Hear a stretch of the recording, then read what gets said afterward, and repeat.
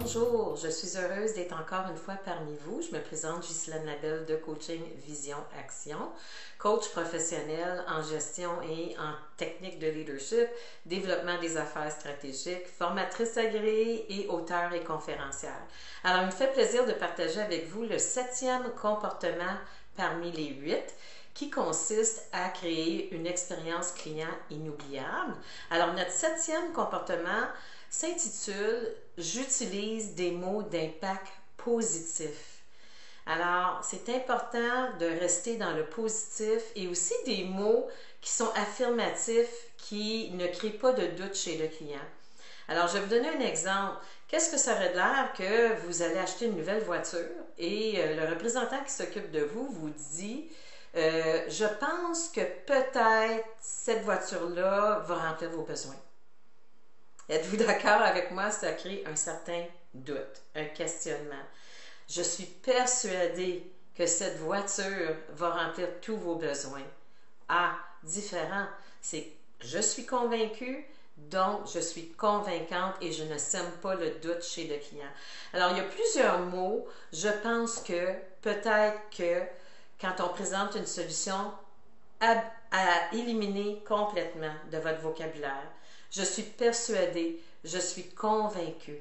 C'est affirmatif, c'est puissant. Et lorsqu'on donne des affirmations puissantes comme ça, c'est toujours dans le moment présent. Okay? Alors, je suis convaincue que cette voiture-là remplit présentement tous vos besoins. Alors, le client, ça scelle un peu de l'entente. C'est comme, on voit qu'il est en mode achat, et puis il faut être capable de vérifier c'est quoi les modes d'achat. Les modes d'achat ne sont pas toujours verbales, sont parfois corporels. Okay? Donc, vous allez voir qu'est-ce que son corps vous dit lorsque vous êtes en train de soumettre votre proposition de solution. Quand vous voyez le client est là, puis il hoche de la tête, puis il est d'accord. Déjà là, on est en signal d'achat. Quand il pose beaucoup de questions, votre client est en mode achat. Quand il s'approche de votre bureau, ou si vous êtes assis de l'autre côté du bureau et il s'approche de son propre bureau et met ses deux mains sur le bureau, son langage non verbal est en train de vous dire, quand on met les deux mains sur le bureau, on s'approche, qu'est-ce que j'ai à signer? Tout simplement. Alors, ça demande de la présence, ça demande de l'écoute. Évitez de la survente. Quand votre client est en mode achat, on voit que cette décision elle est prise, alors on utilise des mots à connotation affirmative et on ferme la vente.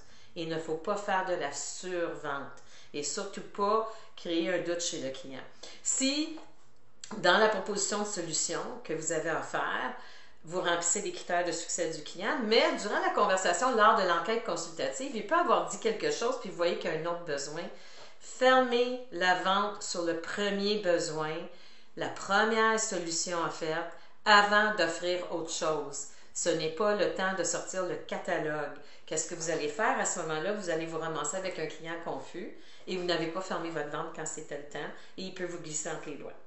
Alors, toujours être présent à qu'est-ce qui se passe chez mon client et aussi faire attention à ce qui sort de notre bouche. Des mots à connotation affirmative. Exemple, voulez-vous signer, s'il vous plaît? Évitez ce mot-là complètement. OK?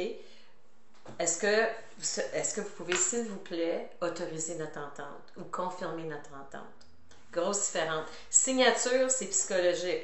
Ça crée un retien, puis il y a une petite peur qui enclenche, puis là, le client va vouloir tout lire, puis regarder tous les clauses dans ce que vous offrez. C'est pas parce que vous voulez lui cacher ça, mais c'est juste que ça va retarder la fermeture de votre vente. Pourriez-vous, s'il vous plaît, autoriser notre entente ou approuver ce dont nous avons discuté? Regardez ça ensemble. Fait que c'est des mots qu'on regarde. Contrat. Éviter contrat. Entente. Entente. Contrat, c'est moi qui a de la puissance, puis le client se sent impuissant là-dedans. Entente, c'est quelque chose que c'est donnant-donnant. Nous sommes win-win et nous sommes d'accord.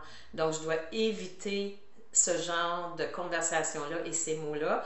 C'est des mots puissants, c'est des mots qui poussent le client à l'action et aussi qui rassurent notre client. Alors, c'était notre 7e comportement et au plaisir de vous voir la semaine prochaine avec le dernier, qui est le 8e comportement sur comment créer une expérience client inoubliable. Et comme toujours, vous pouvez m'écrire sur www.coachingvisionaction.com. Cliquez sur contact et vous allez automatiquement m'envoyer votre courriel et je vais vous répondre avec grand plaisir. Ou vous pouvez aussi communiquer avec moi via Messenger sur Facebook. C'est la page Coaching Vision Action. Merci, bonne journée et à bientôt.